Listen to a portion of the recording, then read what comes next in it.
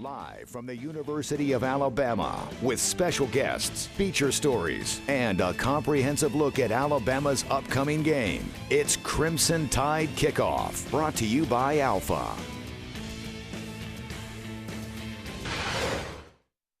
We might have got a little complacent. You know, that tends to happen on whenever you're winning big each week, but you know, we can't let that happen. That's not Alabama's brand. That's not what we're about. We'd rather be we'd rather feel this way after a win than after a loss. That's not what we're all about either. We're anything but complacent. Good morning, and thanks for tuning in to another edition of Crimson Tide Kickoff, presented by Alpha Insurance. It's the homecoming edition. Yes, last week was a much closer game than the previous two SEC contests for the Crimson Tide. But the good news is Alabama is still a perfect 6-0. And more good news, the Tide doesn't have to go back out on the road for nearly a month. So today, we're here in Tuscaloosa and scattered around campus. We'll go to Zach Tigert in just a moment for more on the so-called rat poison that Nick Saban referenced. And also, we'll hear from weather specialist Reggie Rokes about tonight's forecast. How is it shaping up? It's hot and humid this morning. We're still nearly 7 hours from kickoff, but as always, the Walk of Champions is occupied by onlookers. Well, we're officially halfway through the regular season, and as always, there are plenty of stories, so we'll get right to it with Bama Headlines. For the latest on the Crimson Tide, you don't need the newspaper. You need Bama Headlines. In just a few hours, right down University Boulevard where I'm sitting, fans will be coming out in droves for the annual homecoming parade. Alabama has had success on homecoming in the football game as well, 82-13-1 all time. And meanwhile, Mika Fitzpatrick has had success against Arkansas, a lot of it. Flashback to last year's game in Fayetteville, the versatile defensive back picked off 3 passes, returning 1 for 100 yards for a touchdown. He's hoping to build on that success tonight against the Hogs. And the Crimson Tide as a whole is hoping to build on the first 2 games in SEC play rather than the third. There was some disappointment following the 27-19 win at Texas A&M last week, and some of it, at least according to Coach Saban, came from the rat poison spewed by the media. Saban also said some of his players are putting too much pressure on themselves. Let's hear more from the coach in this week's Barkley Buick Cadillac GMC Coach Talk. I feel sorry sometimes for some of our players who have a lot of pressure on them, a lot of anxiety created because they fear for their future. You know, they're not playing well enough. They're not catching enough passes. They're not doing enough to show somebody that they could play at the next level. And they put so much pressure on themselves that it really affects their performance because, you know, we want everybody to have high achievement motivation, but low anxiety, you know? I mean,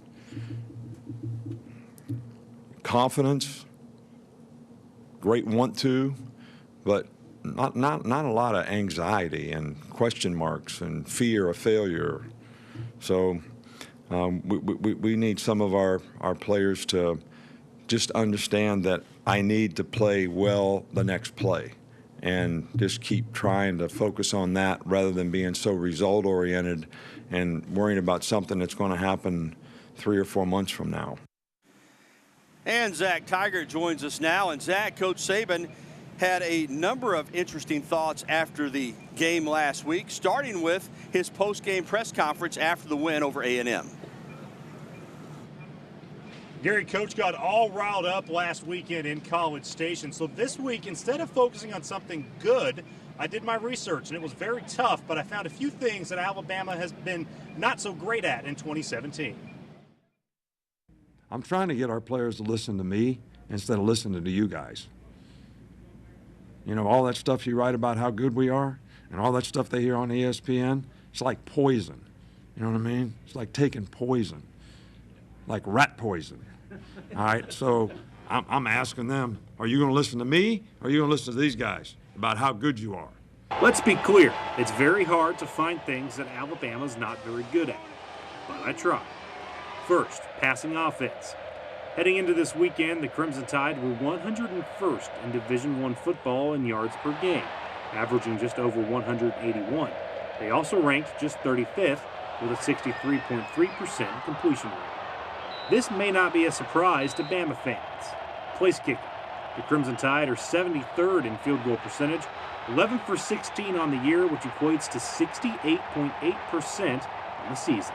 And finally, on defense, despite being an undoubtedly solid unit, the linebacker injuries continue to be felt. Alabama ranks 32nd in the country in sacks with just 14. And this defensive unit is 66th in the country in tackles for a loss per game, averaging just 6 for a total of 36 tackles for a loss so far in 2017. Now, all those stats were heading into this weekend, and they came from CFBstats.com and the NCAA's website. And most of them can be taken with a grain of salt, but the last thing I wanted to do as a member of the media was continue to spew nothing but rat poison. Gary? Not you, Zach. No way. Well, thanks a lot. It was an unusual game at A&M, but there are positives that can be taken from a win like that. The players and Coach Saban were quick to point out that Texas A&M is a good football team, and Kyle Field is one of the most difficult places to play in the country. So anyone there is a good one. But furthermore, facing adversity like the Tide did can help the team grow in the future. I do think sometimes when things don't go well, people are a little more willing to respond, and I'm hopeful that our team will respond well in this circumstance. I think it makes meetings more interesting. I think just looking at things to improve on, and a kind of wake-up call to us that we, have to show up. I think that that's really important to our team in terms of showing us that it's not always going to go your way. The ball's not always going to bounce your way. You're not always going to get the calls that you want. And you're just not always going to be in the situations that you expect to be in. So it shows you how to fight through that adversity. Well, we're in mid-October now, and it's mostly felt like summer this entire football season. Let's bring in CTKO weather specialist Reggie Rogues for a look at today's forecast. Reggie, is it going to cool down at all? Well, Gary, unfortunately, it looks like we're still going to be dealing with a little bit more warmer, muggier conditions. I'm out here in front of the quad right now. We've got overcast skies, so that's helping out a little bit, but don't worry. Once we get into the game, checking out that forecast for the game later on this evening, you'll notice that we'll start clearing out later on this afternoon, and by the time the game comes around, we'll have mostly clear skies, and by the end of the game, temperatures will be dropping down into the 70s. So it's going to be feeling a little bit nice later on in the afternoon once we get that sun out, but unfortunately, it's going to feel a little bit more like summer, Gary. I'm ready for a break. Cooler temperatures. Man, we're halfway through football season. Let's get it. Thanks, Reggie. Well, don't go anywhere. We have plenty more to take care of here on CTKO, presented by Alpha Insurance, including the evolution of Damian Harris, from a guy who came up just short of the end zone to a certified big play threat. How last year's shortcomings are motivating the junior running back this season. Plus, a special honor for the 1992 National Championship squad tonight. We'll have 3 members of that team live right here on our set coming up later on in the show. You're watching Crimson Tide Kickoff, presented by Alpha Insurance. We'll be right back from the University of Alabama campus on University Boulevard after this.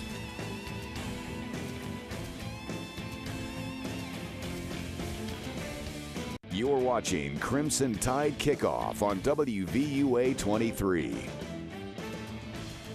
Well, prior to tonight's game, Alabama will celebrate the 25th anniversary of the 1992 National Championship team. Head coach Gene Stallings is back in Tuscaloosa, along with many of the members of that squad. And yesterday, Stallings talked about the special 1992 season. You can't believe how excited I am. First of all, just to be here, literally. But to be able to see the player, the game's for the players, not for the coach. And to be able to pay respect to the player that had just an outstanding year, it's a real thrill for me. I did the same thing at A&M. These guys at A&M were all over 70 years old. It was 50 years ago when Texas A&M played Alabama, and we celebrated that. And that was a real joy too, to be able to see these older guys. And welcome back to Crimson Tide Kickoff. Now, I'm Gary Harris, but I'm not in the usual location. Usually we're right around on the corner of Colonial and University. Today on a stage right here on University Boulevard behind me. And that's for a good reason, because we're getting prepared for the homecoming parade with Lynn Brooks and the First Lady of Alabama football, Miss Terry Saban, which will air live on WVUA 23 this afternoon, probably around 1:20. But whenever the parade starts getting here close to our location, we will take it live. So live coverage of the parade with Lynn Brooks and Terry Saban. That's coming up this afternoon, right here, live on WVUA 23. Well, going back to last week's win at A&M, somewhat lost in the shuffle was another big game for Damian Harris, including another touchdown run of over 60 yards. Now, last season, Harris broke several long ones, but he seemed like he'd get tackled right before reaching the end zone. The junior running back from Kentucky said the memories of last year helped him kick it into an extra gear this season. As much crap as I got about it for an entire year, you know, it'll definitely never go away. And just like against Vandy, you know, when I was running, it was kind of subconsciously in my mind. I was like, I got to score. Like, I can't let it happen. Well, the running game for Alabama has been incredible this season. That has been evident on fourth down, where the Tide is 9 for 9. The perfect numbers on fourth down are representative of good play calling, good timing, and ultimately good execution by the offense. It's a good feeling, and I think when, you know, our number gets called, we always want to respond. And, you know, fourth and short, we like to put, you know, kind of the offense on our back and know that we're going to run the ball, and even to have the other team know that we're going to run the ball, you know, I mean, come stop us. So I think we take great pride in that, and it's just been about execution, and we've done a really good job on that. So we can feel pretty good about Alabama on fourth down, and we always feel good about what Minkah Fitzpatrick does in the secondary. Another outstanding game for the junior defensive back last Saturday, and for more on that, we bring in Bethany Miller. Hey, Gary. Now, it's no surprise to Crimson Tide fans when I say that Minkah Fitzpatrick is really good. But the defensive back's journey here at Alabama has proven to be one that could put him on the list of one of the best to ever wear the crimson and white. Not one, not two, but 3 interceptions for Minkah Fitzpatrick last season against the Arkansas Razorbacks. But what he remembers from that game? What I remember is them having 400 receiving yards in the air. That's all I remember. No, not the interceptions or the fact that he was named the Walter Camp Defensive Player of the Week following his outstanding performance. He remembers how Arkansas played, a humble trait that those who coach Fitzpatrick know all too well. Minkah does it as well as anybody I ever coached in terms of how he works every day, how he finishes plays, his conditioning level, just phenomenal. I mean, phenomenal. Pays attention to detail. It's important to him. Makes sure he knows what to do. Named a first-team preseason All-American and on watch lists for prestigious awards such as the Bednarik, the Paul Hornung, Maxwell, and Thorpe, the New Jersey product is only focused on his role for the team. Let me say it's a versatile role. I had to know a whole lot of the defense, and I just try and go out there and lead by example. Just show everybody that we had to just fly to the ball by flying to the ball. Show everybody that we had to study film by studying film. And just going out there doing what I'm supposed to be doing. Last week, Fitzpatrick had another big game, intercepting his first pass of the season and earning a number of weekly awards, including SEC Co-Defensive Player of the Week. But here's what Coach Saban had to say after the game. The interception was big, and the onside kick in the end, he actually should have went down. And asked about that kick return. Coach comes out and goes and had a conversation with you. Conversation. An angry talking to from Coach Nick Saban, as you saw there, but still an impressive resume built here at Alabama. As I mentioned before, after the Texas A&M game, SEC Co-Defensive Player of the Week. The other awards, the Nagurski, the Bednarik, and the Lott Impact Player of the Week awards. Now, regardless of whether Alabama fans see him in New York City in December, we don't know. But he's still in the running to win some very prestigious awards. Reporting live here on the quad at the University of Alabama for Crimson Tide Kickoff, I'm Bethany Miller. Thank you, Bethany. He certainly is. As Minkah Fitzpatrick continues his upward trajectory, so does sophomore quarterback Jalen Hurts. Hurts had another turnover-free game against the Aggies and guided the Crimson Tide offense to over 350 total yards in the win. Now this week, former Alabama quarterback A.J. McCarron was in town for the ribbon cutting of his new restaurant, his new sushi restaurant, and he talked about Jalen's progress. I don't get to watch him a whole lot, but the little that I've seen him, I think he's playing great. Decision-making's been awesome, so I'm just happy for him. He's a good dude, good kid, and so hopefully, you know, he just continues to grow, and it'll happen. He's still young. Some injury updates now for tonight's game. Trayvon Diggs missed last week's game with that foot injury. He's questionable again tonight, but did practice this week, so might see him this evening. Tony Brown sprained his knee in the A&M win. He's also questionable, but we'll just have to see if he gets in the game. And Deshaun Hand is still recovering from an MCL sprain.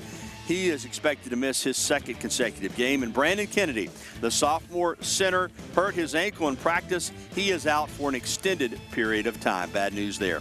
But we're not going anywhere. Stay tuned, because after the break, we'll bring in our first guest of the morning, a national champion from 1992.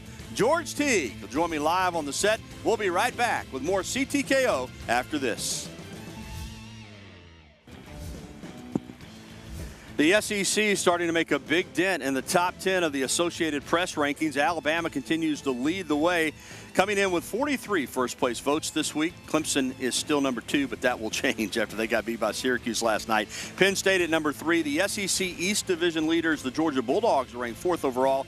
And then you look down at number 10, and the Auburn Tigers have snuck in there at 5-1. Those are the only 3 teams in the top 25, but obviously all 3 in the top 10, and they all have championship aspirations this season. And welcome back to CTKO, presented by Alpha Insurance. Speaking of championship aspirations, we're going to bring in the first member of that 92 national championship team that we're going to interview this morning, and didn't just have aspirations, got it done. George Teague is with us, 13-0.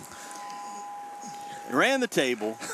Alabama's first national championship at that time in 13 years, and it was remarkable because even after getting to 11-0, then beating Florida in the SEC championship, you were huge underdogs against Miami. Hard to believe it's been 25 years, but take me back to that season. It really was one that you'll remember the rest of your life. Yeah, absolutely, and there's something that rings out great about that 13. You said it a couple times, and not being a little biased on a jersey number, but, man, that's a great number. But, you know, it's hard to believe it was 25 years ago that we won that national championship, and that season was just absolutely great. The camaraderie that we had, the toughness that we had, the excitement. I mean, it is definitely something I still talk about daily, seems like. And I don't know, man, just glad to wear this ring. Still wearing it. You know, one thing, too, George, that much like when Coach Saban got here at Alabama, when Coach Stallings came in 1990. Now, Alabama, your freshman year, had won the SEC championship in 1989. But Coach Curry, for whatever reason, it just didn't seem like it was a fit. He left to go to Kentucky. 1990, you lost your first 3 games before building momentum and beating Auburn. And then in 91, only 1 loss. And then 92, it all came together. To have Coach Stallings be able to come back here today, just less than 2 weeks removed from a heart attack, how much does that mean to these players? Man, it means a lot. The relationships that we had with Coach Stallings is just he's still a father figure to all of us. I had the opportunity to be with him when he was getting an award in Dallas. I guess it was a few months ago, and just to see him, and he still asks the same questions, talks about your family and education and everything else. So, you know, it is going to be great to see him again later on today. All right. You are known for one of the most famous plays / non-plays in Alabama history, and that's the strip of Lamar Thomas. What a lot of people forget is that play will not be found in the box score because Alabama, I think, was it an offsides penalty, George? Offsides. But it was a huge play. You ran him down. Had you not stripped him and taken away the football, the play would have counted because Miami would have declined the penalty. And as it turned out, they had to accept the penalty. But he had 10 yards on you, and he was supposed to be one of the fastest players in the country. How in the heck did you track him down? Well, we just talked about one thing, having a little bit of fear of what Coach Stallings was going to say because it was a busted play on my part. So, you know, when you get a little scared and you know how your teammates are going to react and how your coach is going to react, great things can happen.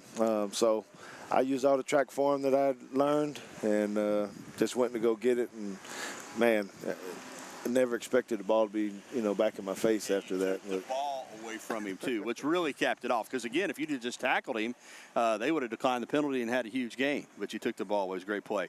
That team was special, will always be remembered. And it took a while for another national championship following that one, even though you guys, under Coach Stallings won 70 games in 7 years. Coach Saban comes here in 2007. Boy, it was off the rails a little bit. Yeah.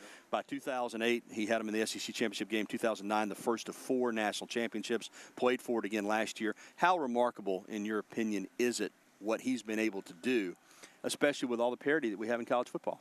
It's unbelievable what he's doing. I mean, he is, and we knew when he first got here and he called a lot of us in just to talk about what he was going to do and how he was going to do it. It was amazing just to hear him talk about his vision and what he had in mind for the players in the university. But to see him be competitive this much, you know, being ranked at the top all the time, he's doing something I don't know that you're going to be able to duplicate anytime soon. Speaking of coaching football, and you're doing it, I got a buddy that works in Anchorage, Alaska. I guess about a year ago, he sent me some video. George Teague up there coaching football, teaching football in Alaska. Now you're back in the Dallas area coaching high school football. Tell us about that. Yeah, so I'm the head football coach at John Paul II High School, and it's in Plano, Texas, just in the suburb of Dallas. Once I retired from the NFL, went straight into coaching. Been coaching 15 years now in high school. Been the head coach, athletic director, and I just love having the opportunity to try to shape and mold young men through the game of football. So good to see you, George. Man, I appreciate it. We mentioned Lamar Thomas play. Of course, he's also known for one of the biggest hits in NFL history when he took out T.O. for trying to slam the ball in the star there at Cowboy Stadium. Coming up next, a closer look at tonight's opponent. How does Arkansas compare to the rest of the conference? We'll have more on that after the break.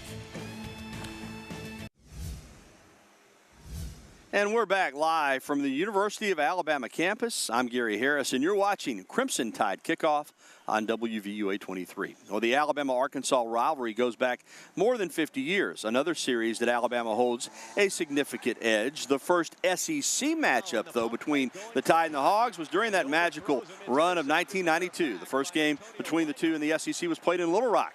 Bill Clinton was there, and it was dominated by Alabama. The Tide was up 28-0 midway through the second quarter, and Bama cruised to a 38-11 win. It was the third win in Alabama's perfect season. Over 20 years later, Alabama took on Arkansas at Bryant-Denny Stadium. This one was tied for the most lopsided victory in the history of the series, tied with 2012, the year before. Two of Bama's young backs, Kenyon Drake and Derrick Henry, both rushed for over 100 yards, and the Tide routed the Hogs 52-0. Now, the 2013 win is part of a 10-game winning streak Alabama has over Arkansas and part of a 20-7 series edge since play began between the two in the Sugar Bowl back in 1962. In fact, the first 2 games played between Alabama and Arkansas were both in the Sugar Bowl. The Tide won them both. Overall, Alabama is 9-3 at home, and Saban is a perfect 10-0 against Arkansas while coaching at Alabama.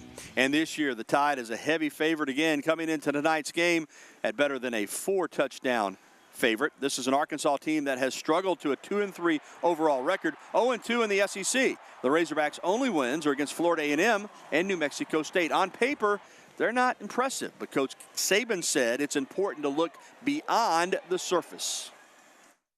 I think you can sit here and talk about what they have not done as a team, or you can say they should have beat Texas A&M, and they're very capable of scoring a lot of points and being a very good team. I think their defense is a very sound and solid group that, can doesn't make a lot of mistakes, and you've got to work hard to execute well to beat them.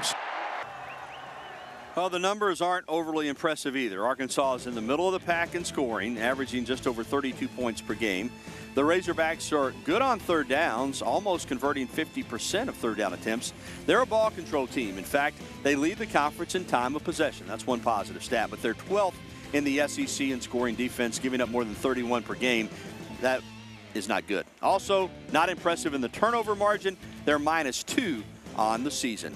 Well, as I mentioned, Bama is a heavy favorite in tonight's matchup, right around 29 or 30 points, according to the Las Vegas odds makers. But Arkansas is using past experience to help them tonight. Head coach Brett Bielema is in his 5th season in Fayetteville, and playing the underdog is playing the usual for Bielema and the Razorbacks. They're used to it. It's not the first time we've seen these kind of situations. I think when we our first couple wins here, the odds were decidedly against us in several of those situations, and we always kind of poked fun of it afterwards. So it's not the first time they've seen this number or this much of a percentage of an odd against them by the experts, you know. So the good news is every game is a chance for you to play your best, and that's what we're going to try to do on Saturday. All but one SEC team is in action on this Saturday. Let's send it back over to Zach Tigard for a look around the SEC. Zach. Gary, 2 SEC unbeatens are facing winless conference opponents today. And lots of games should provide some more clarity in the SEC standings. A few games already in action. Mississippi State hosting the BYU Cougars. And over in Knoxville, it's Tennessee. They're looking for their first conference win of the season. They're hosting the South Carolina Gamecocks. A big game at 2:30, the SEC game of the week. Auburn hasn't won at LSU since 1999. I was 5 years old.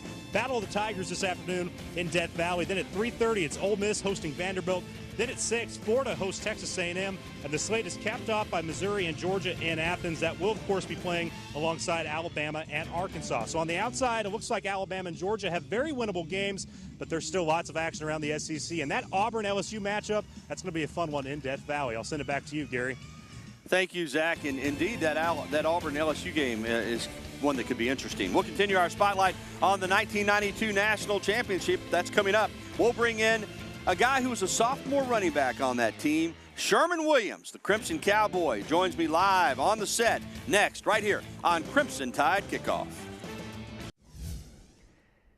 Welcome back to Crimson Tide Kickoff. I'm Brandon Cameraman live inside the WVUA 23 studios, and let's check in on the social media pulse of Crimson Tide Nation. This was a simple one. Alabama leads the SEC in scoring offense. Arkansas is near the bottom of the pack in scoring defense, so it appears as if the Tide will roll tonight. So the social media poll of the week is, how many points will Alabama score against Arkansas? See, I was thinking well over 50. But Twitter voters mostly say 41 to 50. 41% of voters chose that amount, while 30% picked 30 to 40 points, with the outliers being a lot versus a little. 14% say under 30, while 15% say over 50. Well, that's a look at Alabama fans on the Twitter sphere. Now let's bring back a segment we had earlier in the season, the Ultimate Alabama Fan Cave, and we're going to Northport, where we find longtime Alabama fan Heath Herglotz. I like to spend the weekends watching football, and what better way to do it than to have a place to go where you're just surrounded by everything with your team, just to be in the atmosphere of it.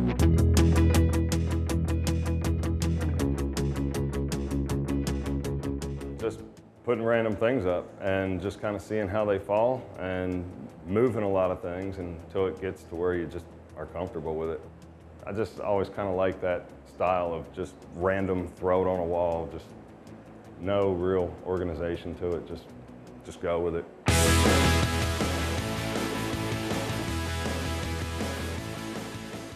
first year I had this, there was probably 15 to 20 people per game, and just the away games, but still. And we've been doing it since 2011.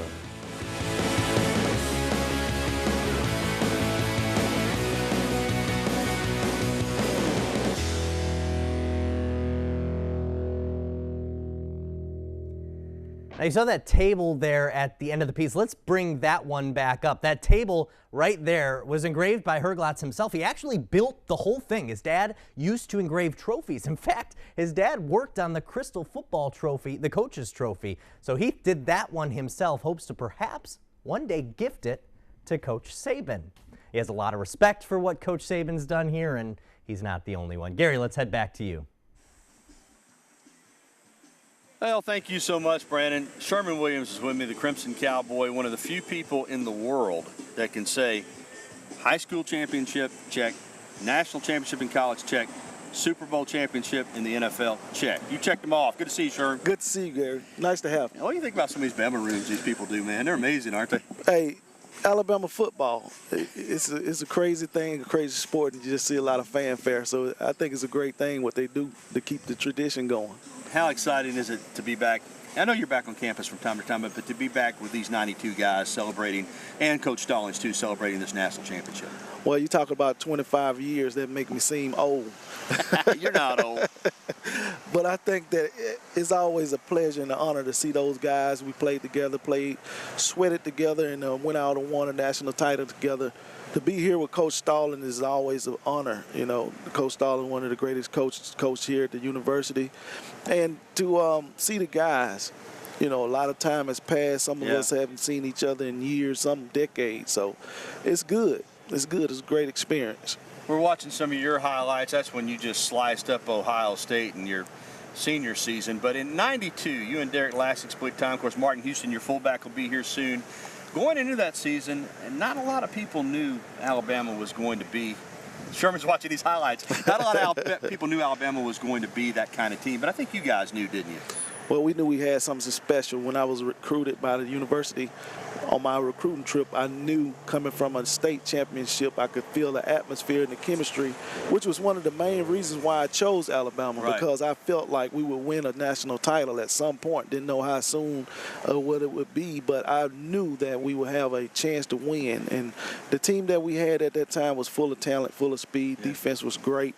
It was one of the better teams to ever come through the university, and I just feel like that team was very special to the university. Yeah, college football, period. All right, you were with us a couple of years ago talking about your book, Crimson Cowboy, The Rise and Fall of a Three-Time Champion. Now, as we sit here, you've got Volume 2 about to come out. Correct. Crimson Cowboy, Peace Between the Lines. Correct. Which centers on how you ended up in prison and what you discovered on that journey.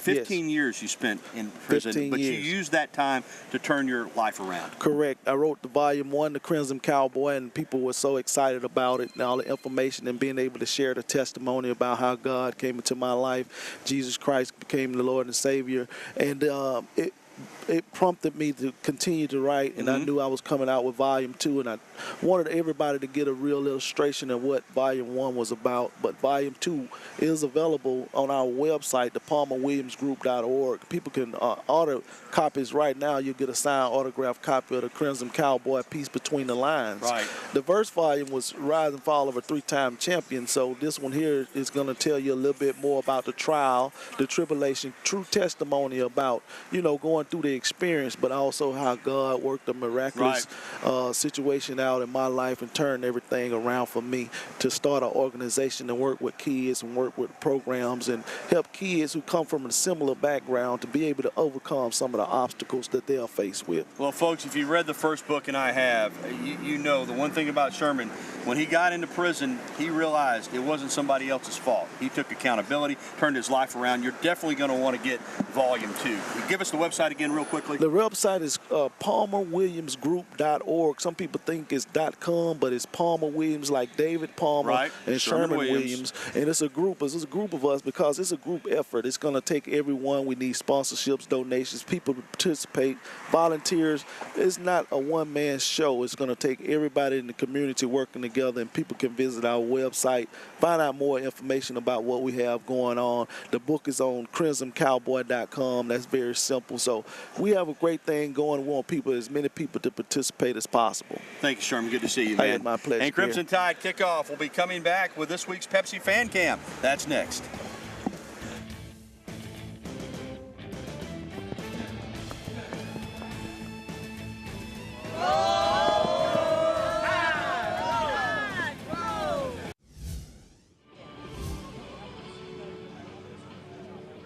Welcome back to Crimson Tide Kickoff. My name's Bethany Miller, and we're here with this week's Pepsi Fan Cam. I'm here with Ricky from Birmingham. Ricky, how you doing? Doing all right. How are you? I'm great. Now, he's in town for homecoming. You didn't know it was homecoming, but you're here anyway. Are you excited for today's festivities? Going to go to the parade? Of course. Yeah, we're going to watch it. Awesome. Now, we struggled a little bit against Texas A&M last week. We were talking about it. What do you think is going to be the biggest challenge going against Arkansas today? My opinion, small details. Keep from turning the ball over. Arkansas just doesn't have much, I don't think. I hope. I mean, they're our homecoming game, so we'll see what happens, but I'm not expecting too much of a game. I gotcha. And you have a pretty bold score prediction. What is that score prediction for us today? I'm going to go 52-0 simply because that seems to be the score we keep putting on Arkansas in years like this. All right. Well, you heard it from him. Ricky, 52-0 against Arkansas. Gary, back to you. Bama fans always optimistic. Well, joining me now is the head coach of the Alabama women's tennis team, Jenny Mines, and Coach Mines is in her 21st season. She's been around here long enough, and I have too. She knows I like it when coaches come carrying swag. There you go. Tennis hats and shirts. Good to see you, Coach. Good to see you. Roll Tide. Right in the middle of your fall season, you got a big regional qualifier coming up, and then also the Roberta Allison is around the corner. I know the spring season is where most of the emphasis is from the fan standpoint. This is a very important time as well. It is. The fall is a great time because it's so developmental. You can really make some groundwork with the team chemistry, the dynamics, and really just improving, focusing on getting better. So we played 3 or 4 events, and we've got 2 big ones in front of us. So we're excited to see what this new group can do. We've got 5 new players. Yeah. So young. Yeah, it's going to be fun. But you're recruiting at a level now that you always aspired to recruit to. First of all, when you make it 21 years somewhere, you've obviously done some good things. And when you got here, you knew it was going to take some time, but you put the time in. The facilities have been built. The recruiting base is expanded, and now Alabama is a marquee program nationally, and you should be commended for that. Thank you very much. I've been abundantly blessed, and I'm Mal Moore helping with all the facilities and building the Roberta Allison Indoor. What a great facility. I think ours are top-notch, arguably the best in the conference, and certainly that's played an integral role in being able to recruit the best and the brightest. But to be part of this championship culture at Alabama, it is very special, and Coach Saban leads the way, so I'm thankful for coaching with him. Well, you've had some national champions yourself, and that doesn't hurt when you go recruiting either. It doesn't. We, Maya Jansen and Aaron Ratliff did a commendable job and winning 2 national championships, and then we played for a 3rd last year and finished 2nd. So certainly nothing to hang your head about there. We competed well and certainly had our chances, but couldn't quite get it done. You mentioned the 5 new players, and you've reached a level of success. Now, there's going to take some time, I'm sure, to develop these young ladies, but I get the feeling you like their talent level and you like the challenge of maintaining this level of success that you built.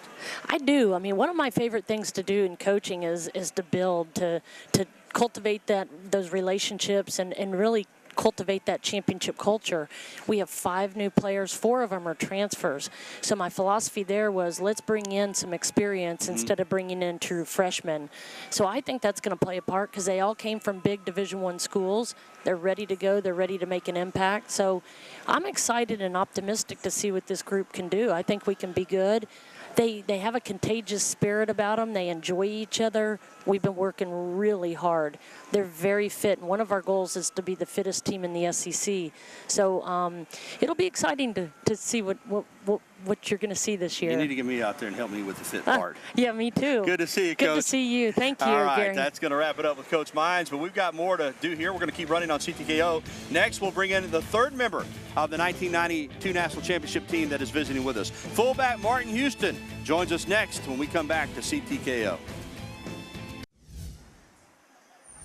Welcome back to CTKO. I'm Gary Harris, live on the University of Alabama campus, right on University Boulevard behind me. As I've mentioned, tonight the Crimson Tide is recognizing the 1992 National Championship team. And, of course, each and every week we have a member of that team on our program. John Copeland returns with Debbie Sanford to present Kickoff Cooking, sponsored by Sanford Restaurant Equipment and Ziegler Meats. Welcome back to Kickoff Cooking. What are we doing today, Debbie? We're making monkey bread today, John. And I love monkey bread. But bacon? I know you love you some bacon. Oh, yes, I love some bacon, no question. So I got a little twist on it. There's a couple of surprises in this monkey bread. Okay. So you want to show you how I put it together? Please do. All right, I just got some flaky, buttery biscuits, canned biscuits. All right. And we just cut those into 4s, any kind you want. And then this is a cool tool, but I don't sell it at my shop, but they sell it everywhere, so I feel good using it. I can afford this. Okay. To that cool tool, that little Ziploc bag, I'm adding some butterscotch pudding mix, all right, which is another secret, some sugar, some ginger, and some cinnamon. All right. So we're gonna pour that in that bag, and I'm gonna chop some pecans while you shake all that goodness up together. So here we go. In here already, I have layered some of these little biscuit nuggets with that yummy mixture that we just made, and you're gonna give it a nice shake while I chop these pecans a little bit more. All right. See, we're getting it done. I like this. All right, you ready for these? I am, but first, let's make a layer on top of these yummy good ones that we've already got in here that's got a coating. So you're All the right. bacon man, so. You sure you want to do that? You add a layer of bacon. Make sure you don't eat it all. Look, I got to try this with this Ziegler bacon. I just love this bacon anyway. I know you do. You got to have a taste. Got you. Give me one. I want you to have it all. Oh, it is good. You can put bacon on a cardboard box and I eat it. It is.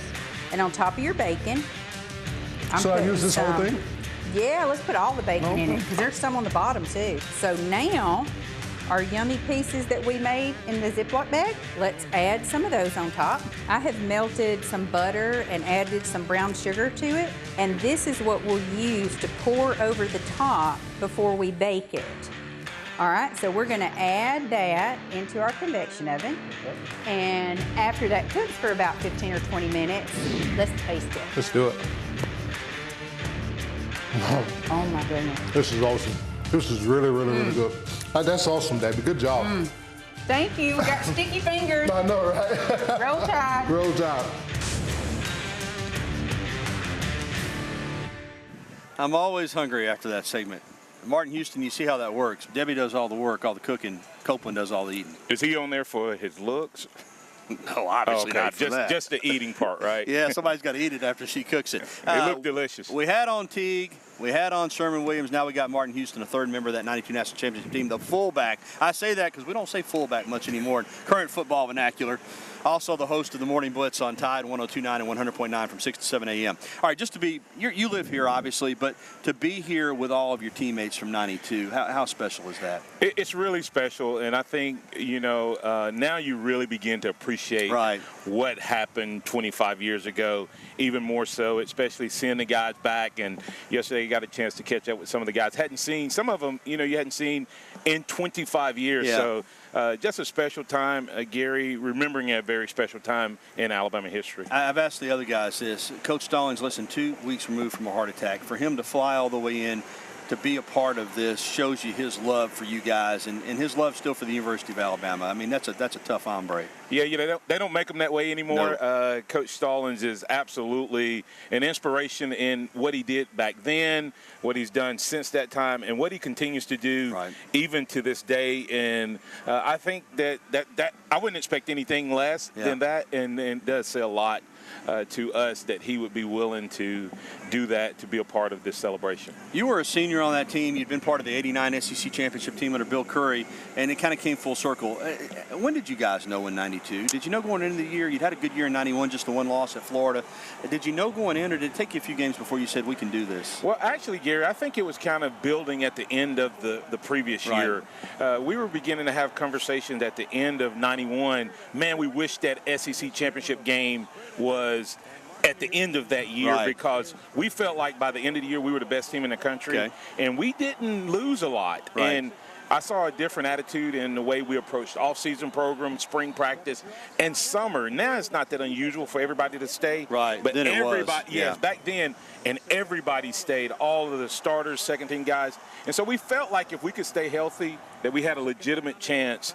If the posters would give us a chance, back then it was a little harder to get there if you wasn't in the top. That was a special time. This is a special time. 30 seconds is all we have left. You've got the headset on. You're used to that. You're a member of us now, the media. What Saban has done here in 20 seconds, tell me how remarkable it is. Remarkable is the word I would use. Unbelievable. The consistency in which he's done it, Gary, absolutely is mind-boggling, and I don't see it stopping anytime soon because the players have bought in, the university and everyone around it that it takes to be great has bought in, so I expect it to continue. Let the good times roll. Good to see you, Martin. Thanks, Gary. We'll be back with more CTKO right after this. You're watching Crimson Tide Kickoff on WVUA 23.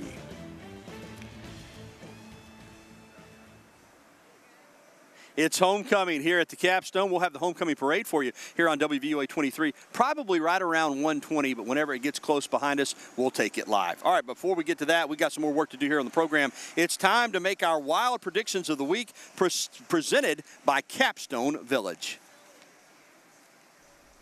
Thanks, Gary. I'll kick it off as usual. I don't think Arkansas special teams is very good. I think with Trayvon Diggs likely back this week and Henry Ruggs progressing and the Crimson Tide getting healthier, My prediction is Bama scores a touchdown on special teams. Now, my crystal ball isn't quite clear on whether it's a return touchdown or a blocked kick or whatever it is, but some sort of touchdown on special teams is in the cards for Alabama. Now, we're going to send it over to Zach. Zach, what is your prediction? Gary, let's go back to you. Looks like Zach is a little out right now. We'll go back to you, Gary.